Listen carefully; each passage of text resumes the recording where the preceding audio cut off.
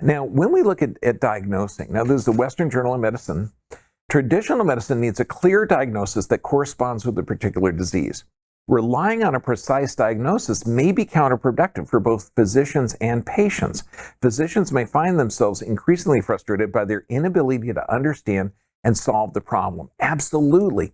So when we're looking at this, if you have a diagnosis, that means, like, let's say you have high blood pressure or type 2 diabetes. And high blood pressure, a doctor gives an aspirin, which is appropriate for that diagnosis. However, that aspirin can cause kidney damage, increased stroke, and gastrointestinal bleeding. They will not get in trouble because they're doing something precisely for that diagnosis. Okay, so, and that's one of the reasons that diagnoses are a patient is labeled with this to protect any side effects from the therapies that they're doing. Now, it's interesting because figure a diagnosis isn't the cause. Like if 100 people have fibromyalgia, or 10 people, do they all have the same diet, the same stressors, the same past history? No, none of that stuff is answered. Now, for patients, the need to be a clear diagnosis for their experience may shift their focus to symptoms to the exclusion of all other aspects of their life. Inevitably, everything becomes a possible trigger of symptoms, creating an atmosphere of fear. That whole symptom diagnosis is insane. Because think of this. Oh, I still have pain. I even get patients. They'll say, Doc, it still hurts. And I'll say, really? Why? When? Well, when I go like this, I can still feel it. Okay, I get that. Okay, so symptoms are 10% of the nervous system. I mean, they're important because they bring you in. But you really got to look at the source of that. I mean, let's look at some of the stuff. Fibromyalgia. Okay, that's, I think, the third book I wrote on how to correct it. The cause is unknown. Complex regional pain syndrome, okay? It's believed to be caused by damaged or malfunctioning of the peripheral and central nervous systems. Really, nervous system that you're born with, that's thousands of generations old, all of a sudden it malfunctions? Are we looking at the cause of that malfunction, the physical, chemical, or emotional stress that contribute to it? No. Hypertension, that was the second book I wrote on how to correct high blood pressure. And again, idiopathic, they just don't know. Inflammatory bowel disease, the exact cause of inflammatory bowel disease remains unknown. How would you like to go to a mechanic? Remember, you got these labels, these delusion of diagnosis. You got this label of inflammatory bowel disease, and no one's asking about your history? Okay, and that's why.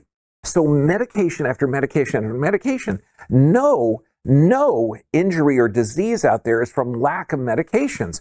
Imagine this, if we change that delusion of diagnosis into the body is intelligent, it responds correctly based on the environment and the stimulus. Does that make more sense? Yes or yes? Absolutely. Hypothyroidism. The main cause of hypothyroidism is Hashimoto's. The main cause of Hashimoto's is unknown. Yes, I know. California, it must be legal everywhere. I mean, here's a nightmare. Okay, here's a story. 28-year-old kid, okay? And we're talking autoimmune condition. But when did it start? Multiple ear infections, 6 to 8 lots of amoxicillin. Now, ear infections, that usually has to do with an upper cervical problem. British Medical Journal went in because, you see all these red bulging tympanic membranes and doctors think, wow, must be infected. Let's give an antibiotic.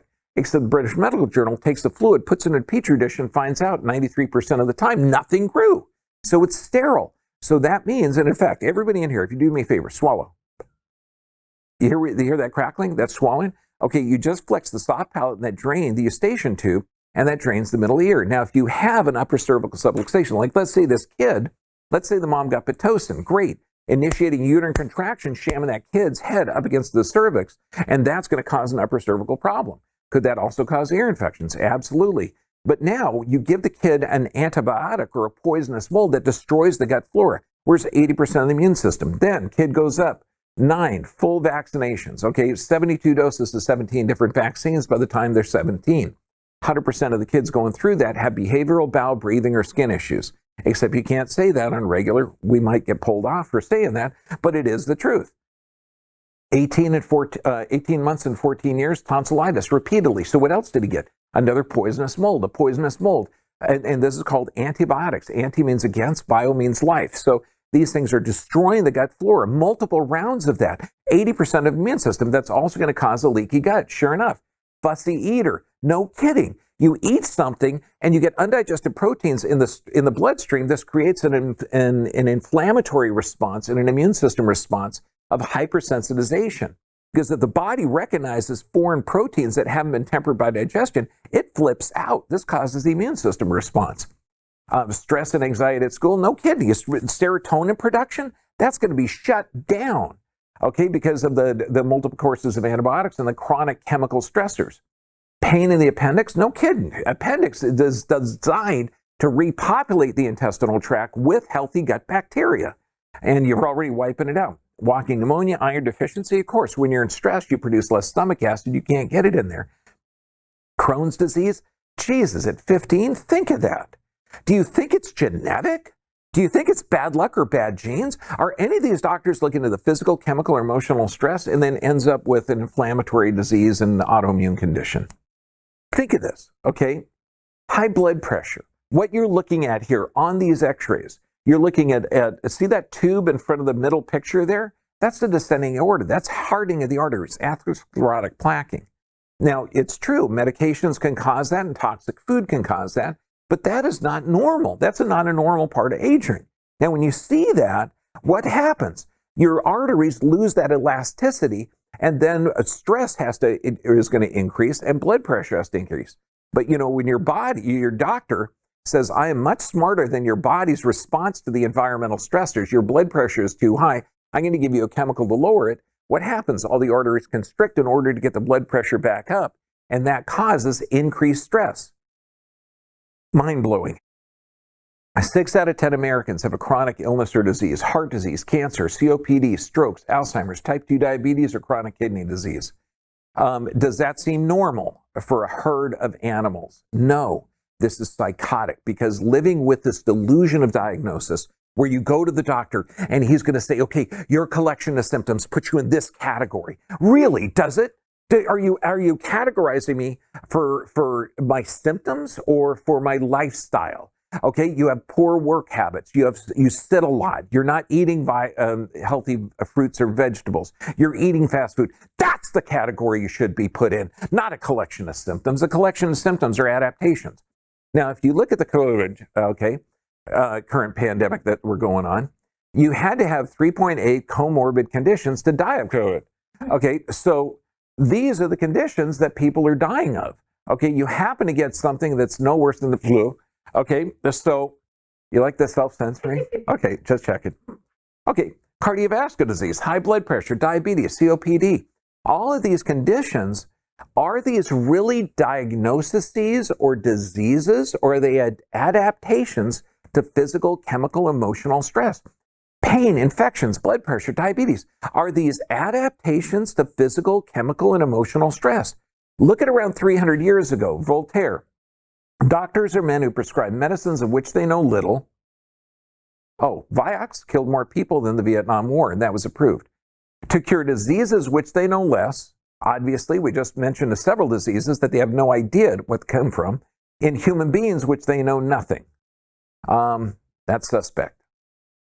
Autonomic nervous system. You live your life through your nervous system. You have two parts. One keeps you alive under stress, which is firing off great on me now. The other part, rest, digest, and repair. Tonight, that baby's going to be working because I'm going to be snoozing. Look at this. Okay, these are two kids. You look into the kid on the right, that is an abnormal bowel gas, a leaky gut. The kid on the left is normal. And I had one of our kid patients actually come up with names for these. So, awesome dude, Astro guy. So they're cool. But look at this. Do you think that's bad luck or bad genes? Or do you think that these kids had some type of problem going through, like maybe some type of chemicals, or was their mother under stress or something? Is that inflammatory bowel disease an actual disease, or is it an adaptation to stress? Your belief system of your doctor is vital on this, vital. Okay, if your doctor is going to try and categorize the symptoms, but he's not asking you what caused the symptoms, where did they come from, change doctors. Health. 2. That's health. That's a normal response to environmental pathogens. A fever, coughing, snot coming out your nose. That is a normal response The cure for the common cold is the common cold. You can't be afraid of the environment. That's an immune system. If you drop a brick on your foot and it doesn't hurt, that is not health. That's pathology. Okay, that's neurologic problems. So when we look at this, health is a healthy adaptation to the environment. Dis-ease, and this is what chiropractors, it's a lack of ease. That's an inability to adapt. That's bottom line. So if you're looking at this allopathic model, okay, and this is what it is, a diagnosis, a discovery of what your symptoms are, not your lifestyle changes, not anything that could be influencing your symptoms, just what your symptoms are. Put you in a category, they give you a chemical to alter your physiology. Welcome to modern care. What is that doing? 60% of Americans in that system have a chronic illness or disease they will never recover from. 54% of the children will never recover from. If you have lost faith in that system, what's going to happen? You got challenges. You decline in that system. So let's start a new belief system. Let's start a religion or a belief system, okay, that your body is intelligent, designed to live here, self-healing and self-regulating. My God, what a nice thing. Maybe you're made in the image and likeness of God. If you don't read those books, okay, you got billions of years of evolution. No matter how you look at it, your body's smart. So any symptom that you have is an adaptive physiologic response. That is what we do, is we support the systems. If you're coughing, sneezing, beautiful, we build the fever. We give you the appropriate nutrients. We take the pressure off the nervous system. We get your body to work correctly. How about vitalism? Vitalism, you have an innate inborn intelligence in your system. If you're eating a bagel like that man, okay, his body right now is breaking down the carbohydrates in the mouth. The stomach is going to produce the stomach acid to break the proteins to amino acids. The fats are going to be absorbed in the duodenum. And he's just saying right now, look, don't talk to me. Don't talk to me. I'm processing digestion. No, you don't got to do that. Your body does it normally. This is how the system works. It's called the automatic or autonomic system. It's amazing. You are built by God. Look at this kid. We've heard this story so many times. Born perfect, 18 months, then all of a sudden, seizure, fevers, screaming, everything else, okay? And, there's not a big investigation into this, okay? But there are people that know what causes this system. Is it bad luck or bad genes or an adaptation to a toxic and deficient environment? Are we getting toxins into the system? Let's look at the environmental causes. Microbiome, this is the gut flora. The gut flora is 80% of your immune system. And that gut flora can be damaged by virtually every medication. We're talking Advil, Tylenol, Motrin, Aleve, blood pressure, everything, every kind of medication out there. When you're looking at this, controlling symptoms with chemicals, and that's what our system is, does not make sense. Now, you have chemicals that your body secretes. These are called endogenous pharmacotherapy, that your body secretes every glucocorticosteroid, minocorticosteroid, sex hormone, every hormone that you require, every chemical that you require. Your body produces a pain reliever 40 times more powerful than street heroin. Baby, okay? And that's the adrenal glands. The adrenal glands are amazing, but they use cholesterol to produce those hormones.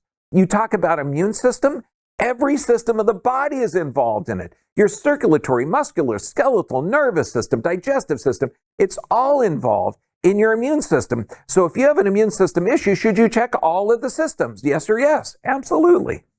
What about cholesterol? Okay, let's look at how the psychotic world of diagnosis, the delusion of diagnosis is. You got elevations in cholesterol. What does cholesterol do? Well, it's vital for hormone production, vital for vitamin D production, vital for cortisol production, vital for bile production, so you can break down fats and amino acids. Or emulsion fats, so you get the fatty acids. Now, if you take a drug to lower that cholesterol, what happens? You increase heart failure and hardening of the arteries. Let's say you have glucocorticosteroids, okay? Prednisone, all of those things, okay? They're given from rashes, asthma, lupus, whatever. Oh my gosh, suicide behavior and psychiatric disorders, if you take them. University of Alabama, if you got high blood pressure, you take a drug to lower it, guess what? Your doctor is saying he's smarter than your own physiology. So you take a drug and lower it, what happens? Your arteries got to constrict, like putting your thumb over a hose to get it back up. And so what does this article say, or this journal? It goes in there, the article, and it says that if you lower your blood pressure, you get a 30% increased risk of stroke if you're taking one drug. If you're taking 3 drugs, you have a 248% increase in stroke. So, well, wait, what did the medical world say is the cause of high blood pressure? Unknown. Antihistamines. Okay, good. You're having trouble sleeping. We're going to give you an Excedrin PM, but you're going to end up with Alzheimer's. Okay, lower your blood glucose 9% with metformin or glucophage. We're not going to change your diet or look at your sleep patterns. We're just going to lower it. Of course, 19% increase in death. Or you could learn to read Gabriel Cousins, How to Correct Type 2 Diabetes, typically 30 to 45 days. That's what we do in our office. So what are we going to do right now? This is what we have to do. If you're aware that there is some other system, something better that's life-supporting, that's not based in chemicals control of the symptoms, let's clean up the food system. Whatever you're going to eat becomes you. Okay, so no GMOs, no toxic foods, no processed foods. Clean up the healthcare. That means if your doctor isn't going to look at your lifestyle or how your body adapts, okay, find another doctor. Environment, we got to clean this up so we have good air, good water. Politics. Anybody happy with the political system now?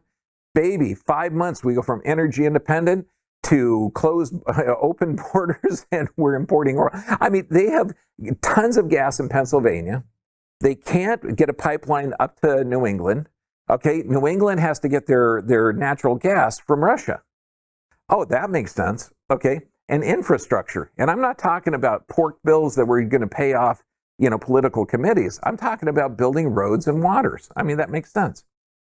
Okay, we're going to get into the dangerous information now. Okay, just know when we talk about delusion of diagnosis, we're talking about literally not looking at your lifestyle, not looking at the physical, chemical, or emotional stressors, not asking you about your past, not asking about bowel movements to see how your autonomic nervous system is functioning. It's just common sense. If you have a diagnosis, find a doctor that can actually look for the cause and correct the cause, not deal with the symptoms with a toxic medicine that can have other effects. Does that make sense? Okay, good.